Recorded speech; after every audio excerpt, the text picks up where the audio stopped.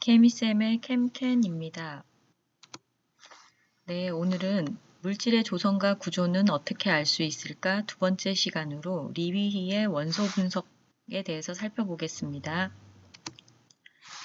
네, 리비히의 원소 분석은 유기화합물 내의 탄소와 수소의 성분 조성을 알아내는 방법입니다. 이거는 실제 리비히가 사용했던 실험 장치인데요. 한번 살펴보도록 하겠습니다. 먼저 리비히는 자신이 알고 싶은 유기화합물, 여기가 시료가 되겠죠. 알고 싶은 시료를 이런 장치 속에 넣고 태워서 특히 유기화합물이라고 하면 주로 그 성분 원소가 CHO로 되어 있는 물질들을 말합니다. 그래서 성분 원소 CHO가 들어있는 시료를 태우는데 이때 태울 때 완전 연소를 위해서 산소가 충분한 조건이어야 하겠죠. 그래서 산화구리를 넣어 주었습니다. 산화구리는 어떤 성질이 있느냐 하면 열에 의해서 산소를 내는, 지금은 산화구리의 색깔은 지금 처음에는 검은색인데요. 시간이 지나면 점점 붉은색으로 변한다고 합니다. 그 이유가 산소를 떼어내어 주기 때문인데요. 이 산소가 이 유기화합물의 완전 연소를 돕는다고 보면 되겠습니다. 그리고 첫 번째 공기를 넣어준 이유는 뭐 공기 속에도 산소가 들어있으니까 그 산소도 이용하려고 했겠죠. 하지만 공기 속에는 질소하고 산소만 들어있는 것이 아니고 수증기와 같은 이런 것들도 들어있기 때문에 여기에 있는 염화칼슘은 공기 속에 들어있는 수증기를 제거하기 위한 방법입니다. 왜냐하면 이 CHO가 완전 연소하게 되면 우리가 앞서서 화석연료를 사용하게 되면 주로 화석연료의 구성 원소가 C와 H였는데 이 C와 H는 연소를 하게 되면 한번 써볼게요. C와 H를 포함한 물질들이 완전 연소를 하게 되면 여기에 있는 C는 뭘로 바뀐다 그랬죠? 네, CO2로 바뀌고 그 물질 속에 들어있는 H는 H2O로 바뀐다. 완전 연소를 통해서 이 두 가지 물질이 생긴다는 걸 우리가 앞에서 배운 적이 있습니다. 리비히는 이 원리를 이용해서 생성된 CO2와 H2O가 얼마인지 이들을 흡수하는 물질을 장치에다 넣어 두었는데요. 여기에 나오는 염화칼슘은 CaCl2인데 우리가 일명 물 먹는 하마라고 불리우는 물질입니다. 다시 말하면 만들어진 물질 이 CO2와 H2O 중 H2O를 흡수하는 역할을 이 염화칼슘관이 하게 되는 거죠. 그리고 이산화탄소는 염화칼슘관을 무사히 빠져나오고 수산화칼슘 KOH관이 되겠습니다. 이 수산화칼륨은 성질이 염기성을 띠고 있기 때문에 이 CO2와 같은 산성기체를 잘 흡수하는 성질이 있습니다. 그래서 CO2를 흡수하는 장치로 수산화칼륨 관을 준비를 하였습니다. 다시 이야기를 하면 실험이 끝나고 나면 이 염화칼슘관은 처음보다 질량이 증가하게 되는데요. 질량이 증가한 이유는 바로 그것이 물의 질량이 된다는 거죠. 수산화칼륨 수용액 관도 마찬가지가 되겠습니다. 질량이 증가하게 되는데 흡수한 이산화탄소만큼 질량이 증가하게 됩니다. 그래서 우리는 처음과 나중 질량을 재어서 실험을 통해서 얼마의 이산화탄소와 얼마의 물이 생겼는지 알 수 있게 되는 것입니다. 리비는 CH 혹은 CHO로 되어 있는 유기화합물을 완전 연소시켜서, 완전 연소를 위해서 산소가 충분하게 하기 위해서 산화구리와 같은 물질을 넣어줘서 산소가 부족하지 않도록 하였고요. C는 모두 다 CO2로 바뀌고 H는 모두 다 H2O로 바뀌게 되는데 이들의 질량을 측정하기 위해서 늘어난 H2O의 질량을 측정하기 위해서는 염화칼슘관을 생성된 CO2의 질량을 측정하기 위해서는 수소나 칼륨관을 사용해서 이들의 질량을 알아냈고요. 실제 알고 싶은 것은 이 실험을 통해서 이 시료의 실험식을 알아내는 것이 리비의 목적이었습니다. 그러면 어떻게 하면 CO2 속에서 C의 질량만 알아낼 수 있고 H2O 중에서 H의 질량만 알아낼 수 있을까요? 그 방법은 우리가 CO2 안에서 44분의 C를 곱하게 되면 그 안에 들어있는 C의 질량을 알 수 있게 되고 물의 질량 중에서 18분의 2를 곱하게 되면 H의 질량을 알 수 있게 되죠. 여러분이 전체 질량과 그 성분 원소의 질량 하나만 들어있기 때문에 12였고요. 전체 질량과 성분 원소 H는 1이지만 두 개 있기 때문에 2입니다. 이 비율을 곱해주게 되면 각각의 성분 원소의 질량을 알 수 있게 되는 것입니다. 그러면 다시 한 번 더 장치에 대해서 정리를 하고 문제를 풀어보도록 하겠습니다. 조금 전에 본 장치랑 장치가 틀려 보이는데요. 그 이유는 리비가 살던 시대에는 산소만 공급해주는 장치가 따로 없었기 때문에 공기 중에 있는 산소를 이용하고 산화구리와 같이 산소를 발생시킬 수 있는 물질을 넣어주는 등 장치가 복잡하였습니다. 하지만 시료를 완전 연소하기 위한 장치만으로 이 그림은 구성이 되어 있습니다. 리비의 원소 분석을 한마디로 말하면 연소에 의한 원소 분석 장치다라고 말할 수 있습니다. CHO 혹은 CH로 이루어진 탄소화합물, 유기화합물이라고도 합니다. 이 탄소화합물의 성분 조성을 알아내는 장치입니다. 이 시료를 완전 연소시키기 위해서 여기는 공기를 이용하지 않고 산소 기체만 불어넣어 주는 장치가 되겠습니다.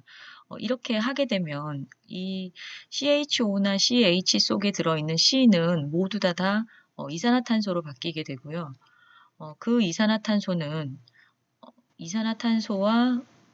H2O가 발생하게 되는데 이 H2O는 C의 염화 칼슘 관을 통과하면서 이 관에 모두 다 흡수가 되겠습니다. 하지만 이산화탄소는 흡수가 되지 않고 계속 두 번째 관까지 도달해서 두 번째 관에 있는 NaOH, 염기성 관이면 다 실험이 되겠습니다. 앞에서는 KOH가 나오기도 하고요. NaOH가 나오기도 하는데 염기성 관이면 다 되겠습니다. 그래서 CO2는 이 NaOH나 KOH 간에서 흡수가 되겠습니다. 이렇게 정리를 해보면 시료를 완전 연소시켰을 때 생성되는 H2O와 CO2의 질량을 측정해서 그 성분 안에 들어있는 CHO의 질량비를 알아내고 이 질량비를 이용해서 다시 조성비로 바꾼 다음에 실험식을 구하는 과정이 되겠습니다. 연소로는 과열관을 말하는 거고요. 장치의 특징을 한 번씩만 더 정리해 보겠습니다. 염화칼슘관 CaCl2 식으로 나오기도 하고 이름으로 나오기도 하기 때문에 잘 봐둬야 하겠습니다. 염화칼슘의 특징은 물을 흡수한다고 얘기했죠. 물 먹는 하마라고 기억하시면 되겠습니다. 그래서 물이 얼마나 생겼는지를 시료 속에 이 CaCl2 관의 늘어난 질량을 보고 물의 질량을 알 수 있고요. 이 물 속에 물의 질량을 통해서 시료 속에 들어있는 H의 질량을 알 수가 있는데 앞서 말했듯이 우리가 물의 질량을 안다고 해서 그 안에 들어있는 H 질량을 어떻게 알 수 있을까? 그것은 알고 있는 H2O 질량에 항상 H의 질량은 18분의 2의 비율로 들어있게 됩니다. 아직 이 부분이 이해하기 조금 어려운 친구도 있을 텐데요. H2O 속의 H는 H2O식을 잘 보면 알 수 있죠. 전체 18인데 그 중에 일자리가 2개 들어있으니까 항상 18분의 2의 비율로 들어있게 되는 겁니다. 그래서 우리가 물의 질량을 알면 18분의 2를 곱해서 H의 질량을 알게 되는 거죠. 그 다음에 수산화나트륨 혹은 수산화칼륨관, 여기도 지금 나와 있죠. 수산화칼륨이든 수산화나트륨이든 상관이 없습니다. 이 관의 특징은 자신이 염기성이기 때문에 이산화탄소, CO2를 흡수할 수 있는 성질이 있습니다. 그래서 우리가 이 관의 증가한 질량이 생성된 이산화탄소의 질량이 되는데, 이 이산화탄소의 질량을 통해서 시료 속에 들어있는 탄소의 질량을 구할 수 있습니다. 마찬가지로 탄소의 질량을 이산화탄소의 질량만 가지고 구할 수 있다는 게 이해하기 어려울 수도 있습니다. 하지만 잘 보시면 전체 이산화탄소는 44이고 그 중에 탄소는 하나만 들어있죠. 그래서 항상 44분의 12의 비율로 들어있게 되는 것입니다. 자, 이 관계를 이용해서 우리는 이제 직접 문제를 풀어보도록 하겠습니다. 자, 예를 들어서 어떤 물질 X가 90mg 있습니다. 이 물질을 리비히의 원소 분석법으로 실험을 하였더니 수산화 칼륨 간의 이산화탄소를 흡수하는데 늘어난 질량, 여기서 질량 변화라고 했기 때문에 얼마나 증가하였느냐. 증가한 질량을 살펴보니까 132mg. 염화칼슘은 물을 흡수하는데 늘어난 질량이 54mg이 나왔습니다. 이거는 리비히의 원소 분석을 한 실험 결과인데요. 이걸 통해서 이 물질 X가 어떤 실험식으로 구성되어 있는지 계산이 가능하다는 것입니다. 도대체 어떻게 알 수 있을까? 조금 막막할 텐데요. 순서를 한번 보도록 하겠습니다. 세 단계를 이용해서 여러분은 실험식을 구할 수 있게 되는데요. 첫 번째는 성분 원소의 질량을 구해야 합니다. 우리는 성분 원소, 먼저 이산화탄소, 연소를 통해서 생성된 이산화탄소의 질량을 알고 있기 때문에 그걸 통해서 C의 질량을 알 수 있게 됩니다. 앞서서 이산화탄소의 질량을 알고 있다고 C의 질량을 어떻게 알 수 있을까? 이산화탄소의 질량 132에 44분의 12만큼 항상 존재한다고 그랬죠. 그래서 이 44분의 12를 곱해서 자, 약분이 되네요. 계산을 하면 36mg이 C의 질량이 되겠습니다. H의 질량도 계산해 보겠습니다. H의 질량은 어떻게 구하느냐? 우리가 물의 질량을 이 물질 X는 CH를 포함하는 O가 들어있는지 아닌지는 잘 모르겠지만 CH를 포함하는 어떤 물질이고 그 속에 들어있는 C는 모두 다 이산화탄소로, 그 속에 들어있는 H는 모두 다 H2O로 바뀌게 실험이 되기 때문에 이 H2O의 질량 54 안에 H는 이 물질 X에서 온 이 H입니다. 그래서 이 54를 통해서 우리는 H의 질량을 알아낼 수 있는데 물 속에 들어있는 H의 질량은 항상 18분의 2의 비율로 들어 있습니다. 여러분이 좀 쉽게 이해를 하면 더 좋겠고요. 이해가 안 되더라도 이 비율을 기억하고 계산을 해도 되겠습니다. 자, 그러면 계산을 해보면 약분이 되죠. 해서 6mg이 되겠습니다. 그런데 여기서 우리가 C와 H의 질량을 구했는데 이 물질 X에 들어있는 C와 H의 질량을 둘을 합쳐도 42밖에 되지 않죠. 이 말은 무슨 말이냐면 물질 X의 총 질량이 90이라고 했습니다. 그런데 42밖에 되지 않는다는 건 이 물질 X는 5도 가지고 있다는 얘기가 되죠. 5의 질량은 우리가 공기 중에서 왔는지 아니면 자신이 가지고 있는 5인지 알 수 없기 때문에 전체 질량 90에서 각 성분 원소 36과 6, C와 H의 질량을 뺀 48mg이 바로 산소의 질량이 되겠습니다. 다시 말하면 이 세 개의 성분 원소를 모두 합쳐서 90이 되는 게 맞겠죠. 자, 이렇게 해서 우리는 CHO의 질량 비를 알게 되었습니다. C와 H와 O의 질량 비를 알게 되었는데요. 자, 이 질량의 값이 얼마냐 하면 자, 36mg 대 6mg 대 48이에요. 근데 질량비를 가지고는 실험식을 구할 수 없습니다. 이거를 조성비로 바꿔야 합니다. 자, 조성비가 말이 너무너무 어려워서 무슨 얘기인지 잘 모를 텐데요. 조성비는 다른 말로 쉽게 바꾸면 몰수비라고 생각하시면 됩니다. 우리가 앞서서 질량을 몰로 바꾸는 방법을 알고 있죠. 각각의 각각의 CHO의 질량을 알고 있다라고 했을 때 그 질량을 몰수로 바꿀 때 어떻게 하면 된다 그랬죠? 네, 질량을 몰수로 바꾸는 방법은 이 질량을 그들의 화학식량으로 나누어 주는 방법이 있죠.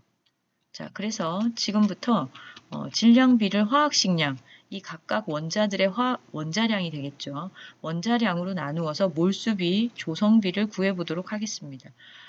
C와 H와 O의 몰수비라는 말이 어려우면 조성비라는 말이 어려우면 몰수비라고 쓰겠습니다. 똑같은 말입니다. 지금 우리가 알아낸 건 36대 6대 48. 이것은 질량비입니다. 이 질량을 각각의 원자량, C는 10이죠. H는 1, O는 16입니다. 이걸로 나누어 주게 되면 약분하면 3이 되고요. 약분하면 3이 되죠. 3대 6대 3인데 간단히 하면 1대 2대 1이 되겠죠. 무슨 얘기냐? CHO의 몰수비. 자, 몰수비도 너무 어렵다면 이걸 개수비로 바꿔볼게요. 똑같은 표현입니다. 개수비가 1대 2대 1이에요. 그러면 실험식으로 나타내는 건 너무나 간단하죠. CHO의 개수비가 1대 2대 1이면 C 하나, H 두 개, O 하나로 구성된다. 이렇게 말할 수 있습니다. 그래서 이 물질 X의 실험식은 C1H2O1이 되겠습니다. 과정이 너무 복잡했나요? 네, 이렇게 3단계를 거치면 어렵지만 놀랍게도 실험식을 알 수 있게 됩니다. 하지만 이렇게 구한 물질 X의 실험식, 좀 전에 CH2O였죠. 근데 이거는 분자식이 아니기 때문에 이 물질이 실제 누구인지 알기는 굉장히 어렵죠. 이때는 분자량이 주어지면 알 수 있게 되는데요. 자, 우리가 앞서서 실험식과 분자식은 n배의 관계에 있다 그랬어요.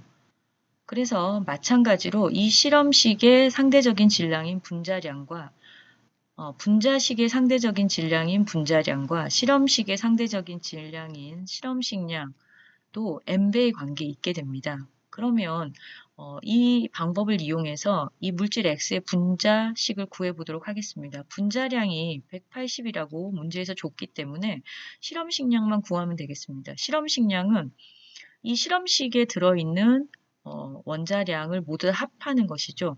C의 원자량이 12, H가 1 해서 2고요. O는 16 하면 다 더하면 값이 네, 30이죠.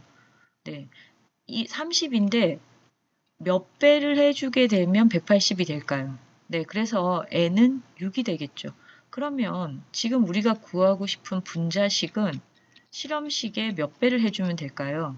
네, CH2O에 6배를 해주게 되면 분자식이 된다는 얘기입니다. 그래서 C6, H12, O6 이렇게 분자식을 구할 수 있겠습니다. 너무나 놀랍게도 그 물질을 태워서 리비히의 원소 분석을 하는 것만으로 실험식을 구할 수 있고 만약에 분자량도 주어진다면 분자식까지 우리가 이렇게 구할 수 있게 되는 것입니다.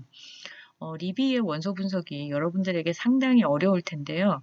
수업 시간에 이와 관련된 문제들을 좀 더 연습해 보도록 하겠습니다.